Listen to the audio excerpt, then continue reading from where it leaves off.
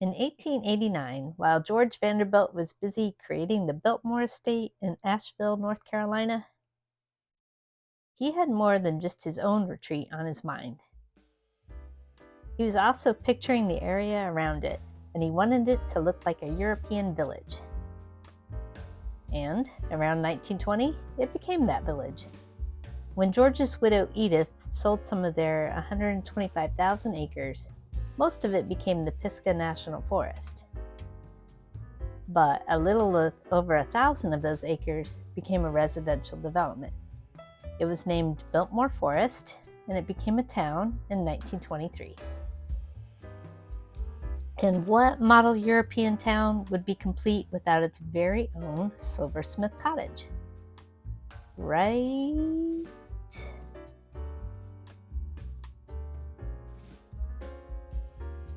There. Here it is. It was built in 1927, and it's just as neat inside as it is outside.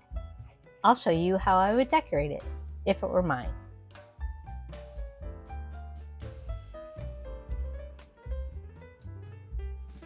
The Silversmith Cottage was built by William Waldo Dodge Jr. This is him in both pictures. He was an architect in addition to being a maker of hand-wrought silver, but we'll get into his different creations later. Let's go inside. After it was bought as a vacation home in 2010, it was turned into a bit of a showplace. These pictures are from when it was on the market, and it sold again last fall.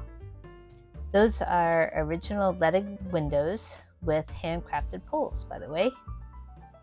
And while I think this design is pretty perfect for a whimsical cottage, I can't help thinking how it would have looked much more humble and cottagey originally, a little quieter in there. And these old photos of the cottage seem to bear out that idea, down to the plates on the mantel and the wooden chair there on the hearth. And you can see that the cottage also was serving as the Silversmith showroom. And many of the wonderful details that Mr. Dodge created are still there, like the front door with its hand-wrought door pull, the beams, and the fireplace corbels and the hood created by Mr. Dodge.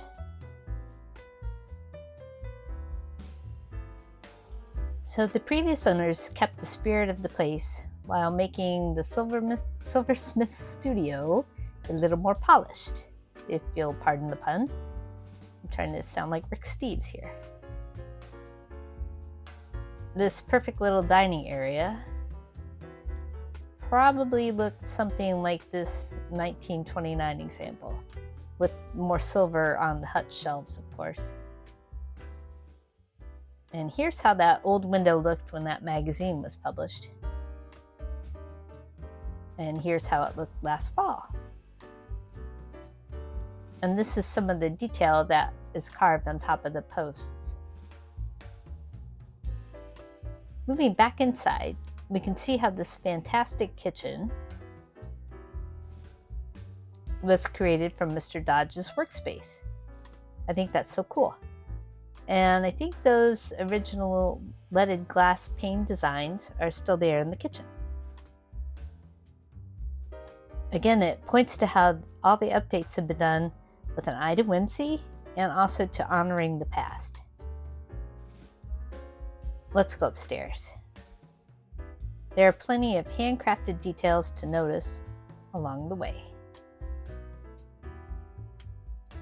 The cottage has one bedroom and 2 bathrooms in 1,439 square feet. And when we go back downstairs, that brings us to the basement.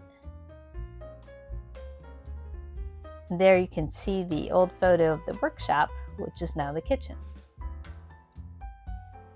And it's a nice, clean, and very functional space there. This early photo shows us that the front facade used to have climbing vines up over the doorway, and they were also on Mr. Dodge's hand-drawn business card. But they're not there now. And also that front hedge border was removed sometime between 2019 and 2022. And I'm not a stalker, I just have looked carefully at Google Maps. And of course, the area was also affected with flooding and damage caused by Hurricane Helene last September. The restoration and cleanup efforts have continued up until very recently, and nearly 4.5 football fields worth of plant and tree debris are still being removed. But last month, 500 new trees were given to the residents as part of their forest restoration project. So that's good news. If it were mine, I would restore the vines around the doorway, add arborvitae to screen the views, widen the flower beds a little, and the stone steps and walkway, and pop in little silver lanterns.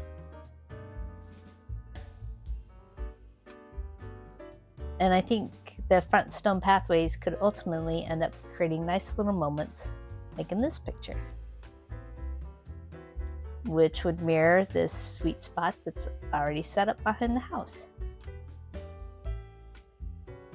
So I mentioned that William Waldo Dodge Jr. was also an architect. Well, he designed this mansion for William Knight in 1927, the same year that he built the Silversmith Cottage. So it's like the grown-up version of the cottage, I think. And that's the style of Biltmore Forest. There's lots of French Normandy and Tudor architecture, and Dodge embraced that wholeheartedly. So Edith Vanderbilt must have been delighted to have him there. And she probably owned some of his silver pieces. And he was also a talented painter, in his spare time apparently. He was a busy guy, and as an architect, he designed at least 20 other buildings in the area. And now I want to look them up and see if it will remind them. I get the feeling he didn't just sit back and supervise things very often. And that's his Silversmith Cottage. If you like this video, please consider subscribing to my channel, because I'll be sharing a lot more old and new houses and their stories, both full-size and miniature. Thanks for watching. For more content, visit my website, ifitweremine.com.